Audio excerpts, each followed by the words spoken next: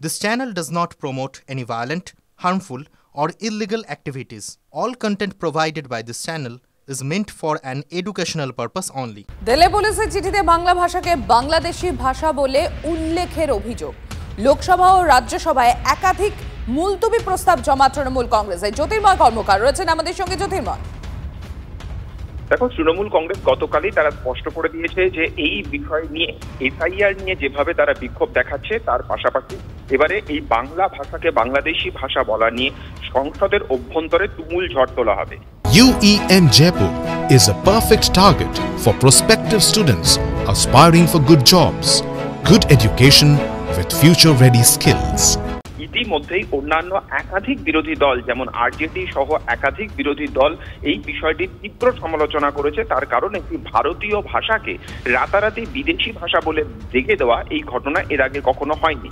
লোকসভা এবং রাজ্যসভা দুই কক্ষেই আজকে এই বিষয় নিয়ে মুলতবি প্রস্তাব জমা দিয়ে হয়েছে। সরকার ইমিডিয়েটলি এই বিষয় নিয়ে আলোচনা করুক এই দাবি জানানো হয়েছে। এর পাশাপাশি এফআইআর নিয়ে প্রত্যেকদিন যেমন বিক্ষোভ চলছে সেই বিক্ষোভ আজকেও সংসদ চত্বরে চলবে এবং সেই বিষয় নিয়েও মুলতবি প্রস্তাব দুই কক্ষে জমা দেওয়া হয়েছে। ধন্যবাদ জ্যোতির্ময়।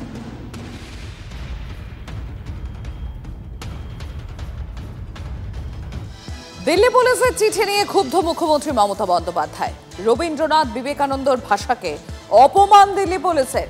জাতীয় সঙ্গীতের স্রষ্টার ভাষাকে অপমান দিল্লি পুলিশের।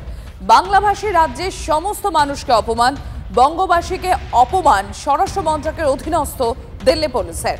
এক্স মাধ্যমে পোস্ট মুখ্যমন্ত্রী। রাজ্যবাসীকে প্রতিবাদে সোচ্চার হওয়ার আহ্বান মুখ্যমন্ত্রী।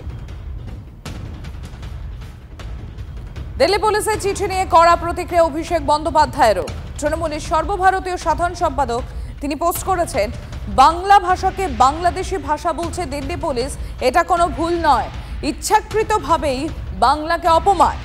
সংকীর্ণ রাজনীতির জন্য বাংলা ও বাংলাদেশকে এক করে দেখাচ্ছে। দিল্লি পুলিশের চিঠির কড়া নিন্দায় অভিষেক বন্দ্যোপাধ্যায়। বাংলাদেশি বলে কোনো ভাষাই নেই, বাংলাকে বিদেশি ভাষা বলে আমাদের পরিচয় আঘাত। বাঙালিরা তাদের নিজের দেশে বহিরাগত নন। অবিলম্বে দিল্লি পুলিশ অফিসার অমিত দত্তকে সাসপেন্ড করতে হবে, দিল্লি পুলিশকে ক্ষমা চাইতে হবে, দাবি অভিষেক বন্দ্যোপাধ্যায়। বিজেপি বাংলা বিরোধী আরও একবার সেটা প্রমাণিত। বিজেপি ভারতের বহুত্ববাদকে সম্মান করে না, বিভাজনে বিশ্বাসী। কড়া আক্রমণে অভিষেক বন্দ্যোপাধ্যায়। এই বাংলা ভাষাকে বাংলাদেশি বলে চালিয়ে দেওয়া এটা বিজেপির একটা হিন্দি আগ্রাসন। যে কনসেপ্টে ভারত তৈরি হয়েছিল, বিবিধের মাঝে দেখো মিলন মহান, সে মিলনের ধারণাকে আঘাত করে। একটা এক ভাষা, এক ধর্ম, এক দেশ, এই তত্ত্ব আমাদের উপর চাপিয়ে দিতে চায়। যে ভাষাকে আক্রমণ করে আজকে এই পরিসরে এখন এই শরণার্থী, এনআরসি, অনুপ্রবেশকারী এই শব্দগুলো ঘুরে বেড়াচ্ছে। আপনি আমার উপর এইভাবে একটা স্ট্যাম্প মেরে, লেবেল মেরে দাগিয়ে দিতে চাইলে সেই দাগ আমরা গ্রহণ করব না। বর্ণ পরিচয় পড়লে বলবে অন্য রাষ্ট্রের লোক, সহজ পাঠ পড়লে বলবে অন্য রাষ্ট্রের লোক। আমরা তো কই হিন্দিকে এরকম অমর্যাদা করি না। কিন্তু আপনারা আমাদের রবীন্দ্রনাথকে ছোট করতে চাইছেন কেন? আপনারা আমাদের ডিএল রায়কে ছোট করতে চাইছেন কেন? আপনারা আমাদের নজরুল বা অতুল প্রসাদ বা রজনীকান্তকে অপমান করতে চাইছেন কেন? তারা বাংলা ভাষায় লেখেন, তার মানে তারা বাংলাদেশী। দেখুন, তৃণমূল বাঙালি এবং বাংলাদেশি এর ফারাক রাখতে চাইছে না। লড়াইটা বাঙালির বিরুদ্ধে না, লড়াইটা বাংলাদেশিদের বিরুদ্ধে। তারপরে বাংলাদেশি কোনো ডকুমেন্ট যদি পাওয়া যায়, দিল্লি পুলিশ বাংলার অথেন্টিকেট করার জায়গা কোনটা? দিল্লিতে বঙ্গভবন। পশ্চিমবঙ্গ সরকারি যদি অথেন্টিকেশন করতে হয় বঙ্গভবনের কাছেই জানতে চাইবে। কিন্তু তৃণমূল কংগ্রেস সব কিছুতেই বাংলাদেশিদের বিষয় হলেই বাঙালি বলছে। বাংলাদেশি মানে তৃণমূল কংগ্রেসের কাছে হচ্ছে দুধেল গায়ে যারা, অনুপ্রবেশকারী যারা। বাংলা ভাষীদের বিদেশি বলে দাগিয়ে দেওয়া এবং তার উপরে দাঁড়িয়ে অত্যাচার করার একটা চেষ্টা বিজেপি আমলে বেড়েছে। দুঃখের বিষয়, বাংলা ভাষায় যিনি শুভনন্দন বলেন, বাংলা ভাষায় যিনি রাকেশ রোশনকে চাঁদে পাঠান, বাংলা ভাষায় যিনি ডহরবাবুকে খুঁজতে বেরিয়ে পড়েন, তার হাতে বাংলা ভাষা নিরাপদ নয়। তারা এখন ভোটের জন্য এই সব করেছেন। এই আরএসএস, এই বিজেপি কখনো রবীন্দ্রনাথকে সিলেবাস থেকে বাদ দিচ্ছিল, কখনো বিভিন্নভাবে বাংলা ভাষাকে, বাংলার মানুষকে অপমান করছিল। তখন এই তৃণমূল নীরব ছিল, এখন ভোটের জন্য এইসব বলছে। কলকাতার বাঙালি মানে তো ভারতীয় বাঙালি। সংবিধান স্বীকৃত একটি প্রধান ভাষা হচ্ছে বাংলা।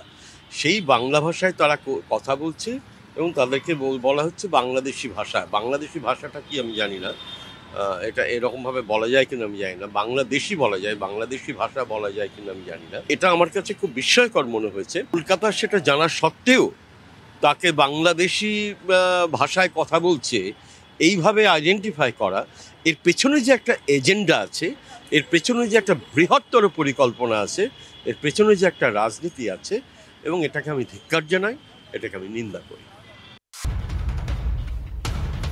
বাংলাদেশে অনুপ্রবেশকারী ইস্যুতে ফের একবার শাসক দলকে নিশানা শুভেন্দু অধিকারী। বিহারের মতো রাজ্যে ভোটার তালিকা থেকে বাংলাদেশি মুসলমান রোহিঙ্গাদের নাম বাদ দেওয়া সওয়াল শুভেন্দু অধিকারী। বিহারের মতো ভোটার তালিকা থেকে বাংলাদেশি মুসলমান আর রোহিঙ্গাদের বাদ দিয়ে এখানেও যদি খুঁজতে বেরান বাংলাদেশি মুসলমান পাবেন, অনেক আছে, পাবেন।